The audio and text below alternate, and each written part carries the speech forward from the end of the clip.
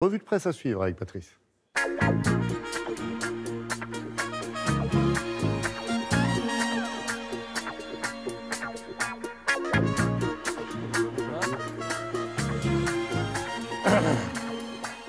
Journée mondiale des animaux et quelques bêtes politiques à la une des journaux. Oui, mais on va parler de vraies bêtes. D'accord. Laurent, je vous présente Nikios.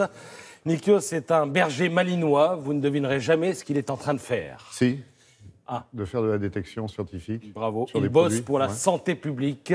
Et ce faisant, il confirme qu'il est bien le meilleur ami de l'homme et plus particulièrement de la femme. Car avec son museau placé dans ce cône, eh bien, Nikios s'exerce tout simplement à détecter l'odeur du cancer du sein, ce qui va lui permettre de dépister la maladie au flair. Cette étonnante utilisation des capacités olfactives exceptionnelles des chiens nous est racontée par le magazine Ça m'intéresse.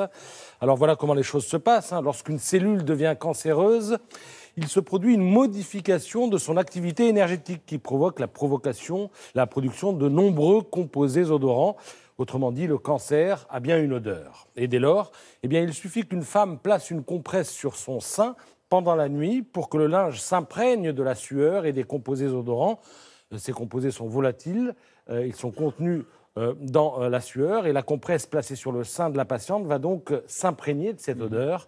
Il suffira ensuite de la mettre dans une enveloppe hermétique, de l'envoyer au labo et de la soumettre à l'odorat du chien. Alors, s'il est dressé, ce qui peut prendre jusqu'à 1 an pour ce genre d'exercice, eh bien, le chien a de l'avance sur la technologie. Il est capable de réagir bien avant que la tumeur soit décelable à la palpation ou par la mammographie.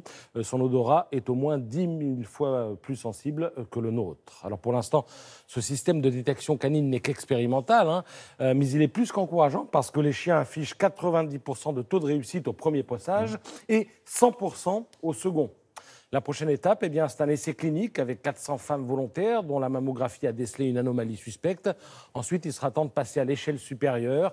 Mais pour cela, il faudra que le ministère de la Santé mette la main à la poche parce que le dressage des chiens, ça prend du temps et ça coûte cher. Alors à terme, l'ambition est encore plus étonnante.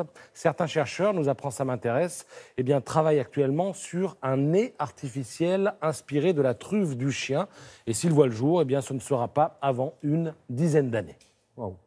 Alors, je ne voudrais pas vous entretenir des chiens sans vous dire un mot des chats, forcément. La famille Minou a en effet les honneurs de Capital qui vendent sa capacité à générer un énorme business. Je ne parle pas là uniquement des marges plantureuses des multinationales de la croquette ou de l'imagination sans limite des fabricants d'accessoires. J'ouvre d'ailleurs une parenthèse pour dire que certains pâtés pour chat coûtent 4 € le kilo, c'est-à-dire plus cher que les plats préparés pour vous et moi. Non, alors ce qui est fascinant avec les chats, c'est qu'ils ont réussi à s'imposer comme les stars des réseaux sociaux. Le filon des photos sur Instagram et Facebook permet à leurs propriétaires d'empocher des sommes rondelettes. Je vous présente par exemple Grumpy Cat, une sorte de Kim Kardashian en version chat. 850 000 personnes le suivent sur Facebook et il vaudrait 1 million de dollars à la vente. Quant à Lil Bop, eh bien, il rapporte 250 000 € par an parce qu'il fait payer ses apparitions sur Instagram. Et puis, il y a tous les autres dont le public s'est pris de passion et qui, du coup, sont partenaires d'une flopée de marques. Ils sont sous contrat comme des vedettes. Certains de ces chats font vendre des appareils photo, d'autres des téléphones portables et, plus étonnant encore, du matériel de camping. Je crois que je vais aller m'acheter un chat. Oui, je pense. Kim Kardashian avec des moustaches. Pour ne pas dire autre chose, c'était au poil. Merci beaucoup, Patrice.